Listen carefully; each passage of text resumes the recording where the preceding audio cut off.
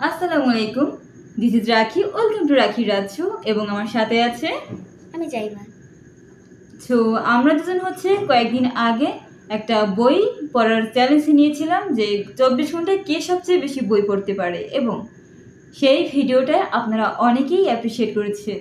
মূলত আমার উদ্দেশ্য ছিল ওকে বই পড়ার আগ্রহ বাড়ানো এবং ফলাফল জানতে চেয়েছিলেন। ফলাফল জানানোর পরে অনেকেই হচ্ছে সাজেস্ট করেছিলেন জাইমার হাতে একটা সাহিত্যের বই তুলে দেওয়ার জন্য। তো আজকে হচ্ছে সেই দিন, আমি আজকে ওকে সাহিত্যের বই তুলে দিব। বেসিক্যালি ওই বইটা চুজ করেছে আমার টেবিল থেকে। তো মানে আমরা দ্বিতীয় বই পড়ার চ্যালেঞ্জ নিতে যাচ্ছি। তুমি যাচ্ছ?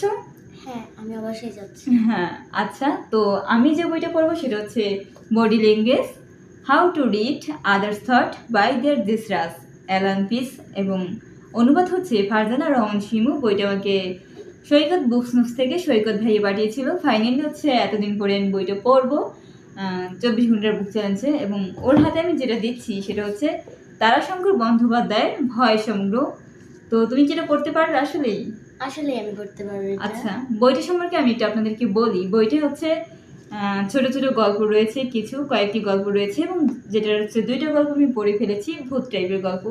তো ও হচ্ছে বইটা চুজ করেছে ভূতের গল্প ভেবে।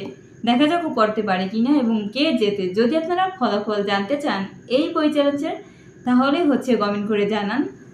তাহলে হচ্ছে ভিডিও করতেও পারি ফলাফলের। এই তো, আল্লাহ হাফিজ সবাইকে। তো তুমি কিছু বলতে চাচ্ছ? না, আমি ঠিক আছে। তো সবাই ভালো থাকবেন, সুস্থ থাকবেন, এবং বেশি বেশি বই পড়বেন। আমাদের জন্য প্রার্থনা করবেন যাতে আমরা বেশি বেশি বই পড়তে পারি, স্পেশালি ও বই পড়া যাতে আগ্রহী হয়। আল্লাহ হাফিজ সবাইকে। আল্লাহ হাফেজ। এই তো, আচ্ছা কাটো। নো।